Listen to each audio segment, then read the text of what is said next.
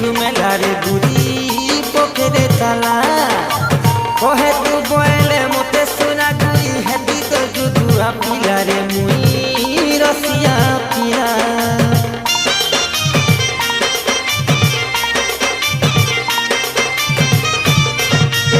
ए सुंदर तोर पागल बारी के काहे जे रखिछु मेलारे बुरी